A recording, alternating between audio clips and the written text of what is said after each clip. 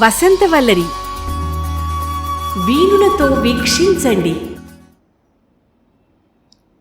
వసంతవల్లరికి స్వాగతం. ఈనాటి వసంతవల్లరిలో సుప్రసిద్ధ కథా రచయిత్రి శ్రీమతి జలంధర చంద్రమోహన్ గారి రచన పిచ్చి తల్లి వింటారు.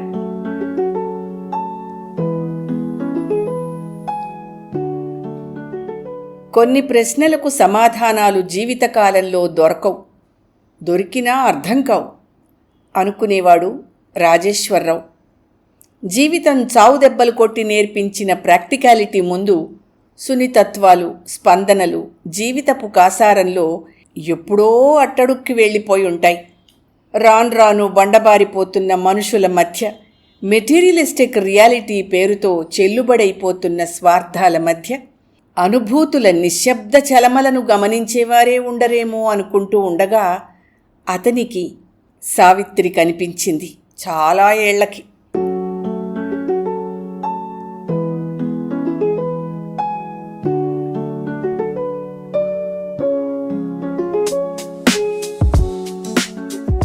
అప్పుడు పొడుగాటి జడ, సోగకళ్ళు, రాళ్ల ముక్కు పుడక అంటే చాలా చాలా ఆరాధన రాజేశ్వరరావుకు. ఆమెకు ఆ విషయం చెప్పాలన్న ఉత్సాహం బోలెడున్నా చెప్పి దగ్గరయ్యే ధైర్యం అతనికి బొత్తిగా లేదు. కానీ ఆడపిల్లలకు కొన్ని చెప్పకుండానే తెలుస్తాయి. ఆ పిల్ల కళ్ళు నవ్వుని దాచేవి. సన్నటి పెదవుల మీద తేనె రంగు పుట్టుమచ్చ, వంకర నవ్వు. నీ సంగతి నాకు తెలుసులే అన్నట్టుండేది. మీరంటే నాకు చాలా ఇష్టం, నాకే కాదు చాలామందికి అని తన భావాన్ని జనరలైజ్ చేసి భయపడుతూనే బయటపెట్టాడో రోజున. ఎందుకట? ఎందుకు నేనంటే ఇష్టం? ఎందులో నేను మిగతా వాళ్లకన్నా వేరని అంటూ సావిత్రి ఎదురొచ్చేటప్పటికీ ఉక్కిరి బిక్కిరై చేతిలో ఉన్న ముంత కింద పప్పు గబహాలున నోట్లో పోసుకుని మరింత గందరగోళంలో పడ్డాడు రాజేశ్వరరావు. ఆ అమ్మాయి ఎన్నో విషయాల్లో మిగతా వాళ్లకన్నా ప్రత్యేకమైన మనిషి అని తెలిసినా ఎందుకో చెప్పాలంటే ఇసుక మీద గీతల్లా గజిబిజిగా ఉంది అతనికి. చాలామంది ప్రేమిస్తున్నాము అనుకునే వాళ్లకు అసలు ఎందుకు ప్రేమిస్తున్నామో, ఏ గుణం ఎదుటి మనిషిని గొప్ప మనిషిగా, విలక్షణమైన వ్యక్తిగా రూపుదిద్దుతుందో చెప్పలేరు. ఆ తర్వాత ప్రాక్టికల్ జీవితం అంటూ బుద్ధిగా కట్నానికి అమ్ముడుపోయి సెటిల్ అయిపోయాడు రాజేశ్వరరావు. కాలం మధ్య జ్ఞాపకాల నీడల్లో సావిత్రి ఛాయ చాలా తక్కువసార్లు తళుక్కుమనేది. స్థూలత్వం, డాంభికత, అహంకారం రూపుదిద్దుకున్న ఆడవాళ్ల ఇల్లాలితనాల మధ్య వీటికి వ్యతిరేకమైన వ్యక్తి ఉంటుందా అనుకున్నప్పుడల్లా ఆమె జ్ఞాపకానికొచ్చేది.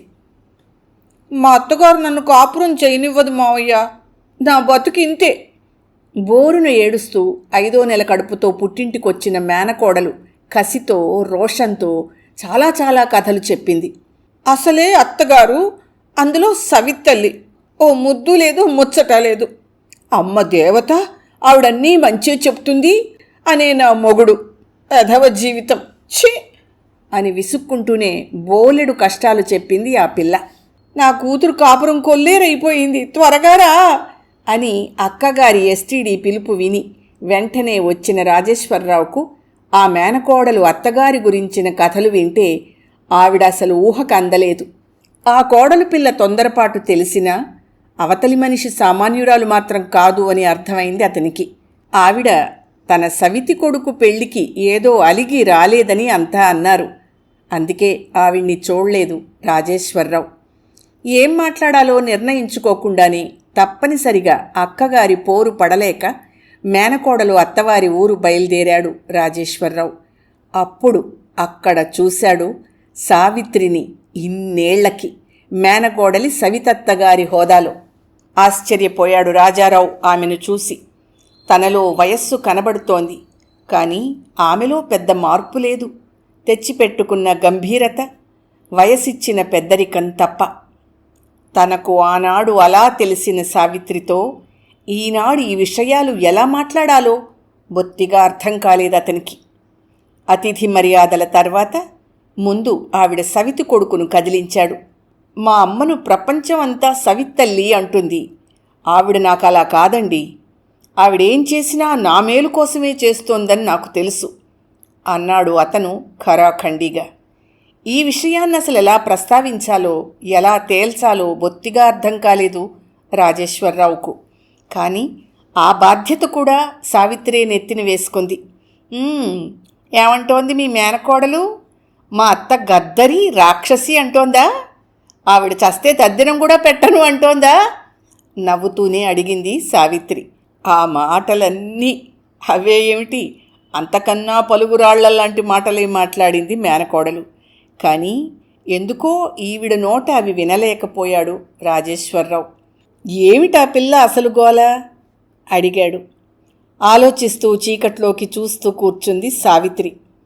తన పట్ల ఆ పిల్ల ఎంత క్రూరంగా ప్రవర్తించిందో చెప్పలేకపోతోందేమోననిపించింది అతనికి. అసలు నా మేనగోడలు చిన్నప్పటి నుంచి కొంచెం గద్దరి.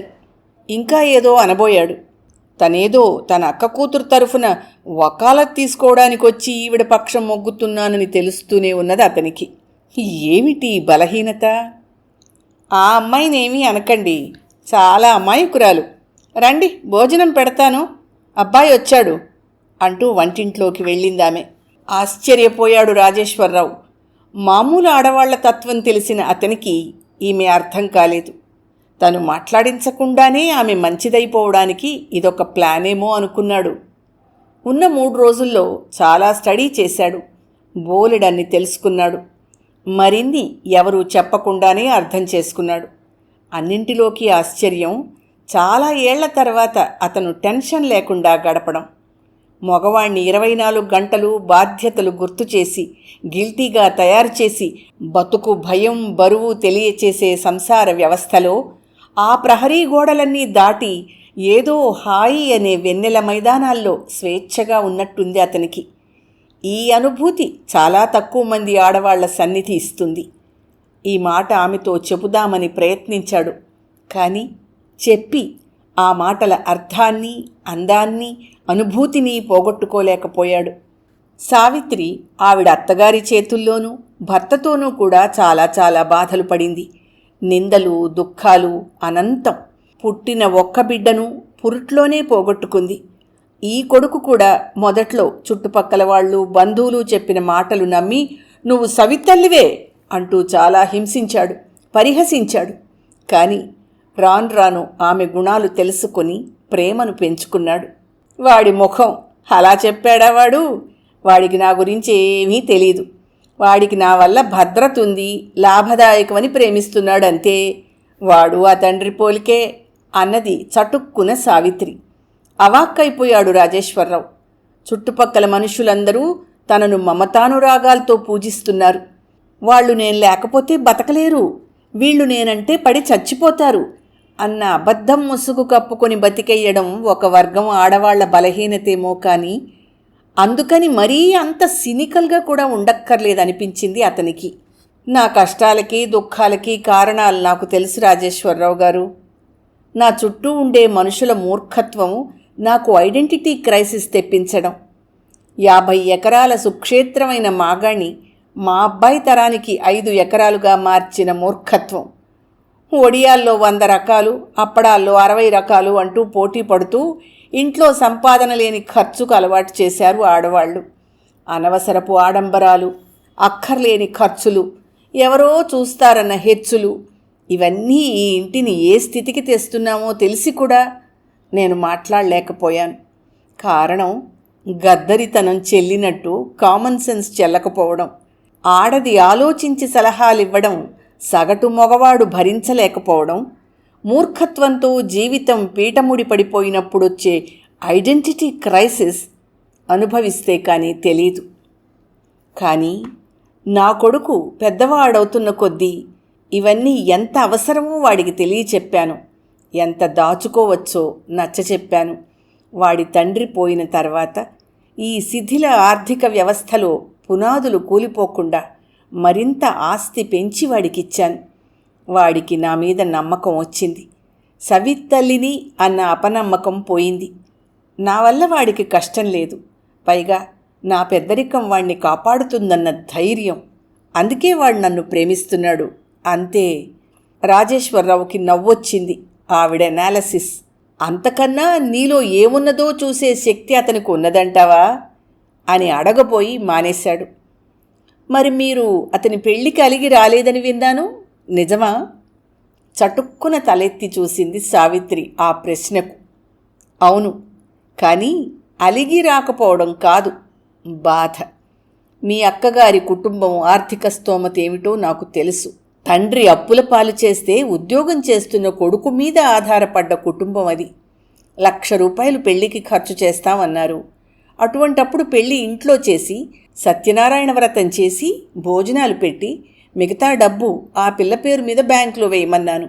అది అమానుషంగా కనిపించింది అందరికీ. సవితల్లిని కాబట్టి అచ్చటా ముచ్చటా చూడలేకపోయాను అన్నారు. నా కొడుకు కూడా ఊరేగింపు సరదాలకి లాంఛనాల ఆడంబరాలకి లొంగిపోయి ఒక్కసారే కదమ్మా పెళ్లి జరిగేది అంటూ సిద్ధపడిపోయాడు. పిల్లనిచ్చేవాళ్ల కష్టం తెలియని వీణ్ణి అల్లుణ్ణి చేసుకోవడానికి తీసుకొచ్చిన అప్పుకు ఇంకా వడ్డీ కూడా సరిగ్గా కట్టలేకపోతున్నాడు మీ మేనల్లుడు.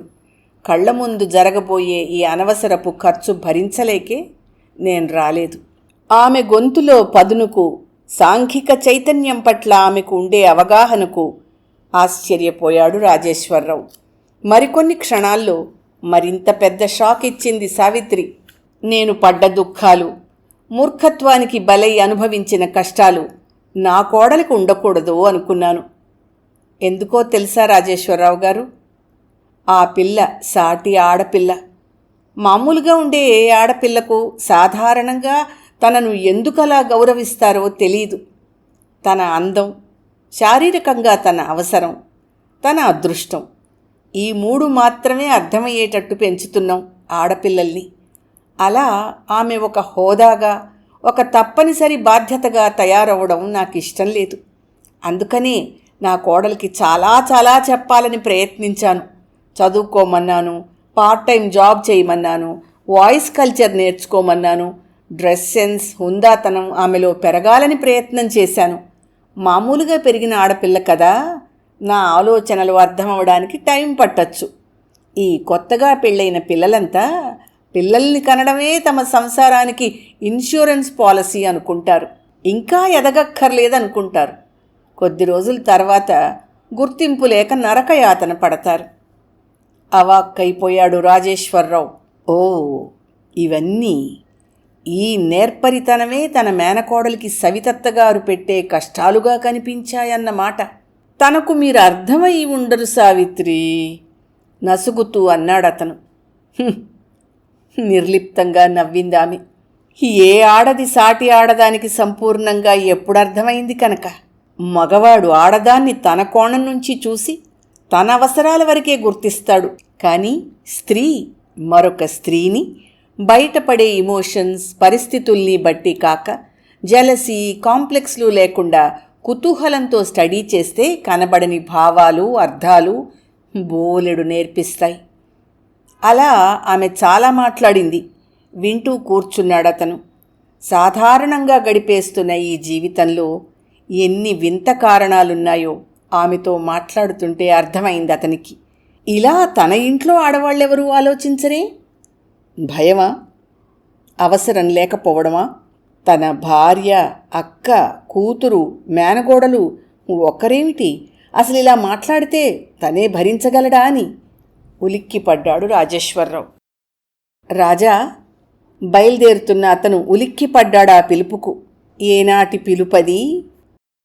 ఇదిగో ఈ 10,000 ఆ పిల్ల పురిటి ఖర్చుకి, మా వాడికి పెట్టుబడులకి ఖర్చు పెట్టమని మీ అక్కయ్యకి ఇవ్వండి. లేకపోతే నా కొడుకు దృష్టిలో ఆ పిల్ల పుట్టింటి వాళ్ల మీద గౌరవం పోతుంది. ప్రేమ ఆప్యాయతల కన్నా పెట్టుపోతల మీద ఆధారపడి సాగే సంసారాలు మనవి. ఇదంతా మార్చాలని నా ప్రయత్నం. నా కోడలికి నా ఆశీర్వచనాలని చెప్పండి. తనింటికి తనను త్వరగా రమ్మన్నానని చెప్పండి. కళ్ళు చెమర్చాయి రాజేశ్వరరావుకి. ఎంత పిచ్చి తల్లి ఈమె! ఎవరికీ అర్థమవుతుంది?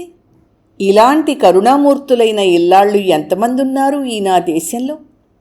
సాటి ఆడదాన్ని రక్షించాలన్న జ్ఞానమే అపురూపమైన ఈ కాలంలో ఆమెను ఎలా రక్షించాలో, ఎలా బతికించుకోవాలో తెలిసిన వాళ్ళు ఎంతమంది? ఈమె గురించి నేను నా వాళ్ళకి ఎలా ఏమని అర్థమయ్యేటట్టు చెప్పగలను?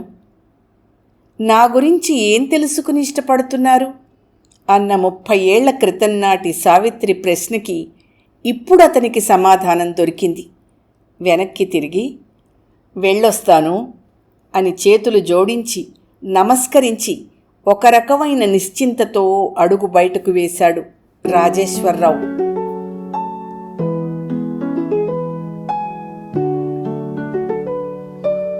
వసంతవల్లరిలో సుప్రసిద్ధ కథా రచయిత్రి శ్రీమతి జలంధర చంద్రమోహన్ గారి రచన పిచ్చి తల్లి విన్నారు. ఈ కథ వారి కథా సంపుటి పూర్ణిమలోనిది. వసంతవల్లరిలో ఇవాల్టి కార్యక్రమం మీకు నచ్చిందని ఆశిస్తున్నాను. అందుకే లైక్ చేసి మీ మిత్రులకు బంధువులకు లింక్ను షేర్ చేసి మీ అమూల్యమైన అభిప్రాయాన్ని నాకు కామెంట్ బాక్స్లో తెలియచేయమని, వసంతవల్లరికి సబ్స్క్రైబ్ చేయమని విన్నవించుకుంటూ మీ వసంతలక్ష్మి అయ్యగారికి సెలవు. మరి థ్యాంక్ యూ. వసంతవల్లరి మిత్రులు, శ్రేయోభిలాషులు, వీక్షకులు, శ్రోతలు అందరికీ ఒక విజ్ఞప్తి. గతంలో లాగానే ఎప్పటికప్పుడు నా కథలను విని స్పందన తెలియచేయమని కోరుతూ, నేను చదివిన కథ మీకు బాగా నచ్చినట్టయితే తప్పకుండా హైప్ ఆప్షన్ నొక్కి నన్ను ప్రోత్సహిస్తారు కదూ.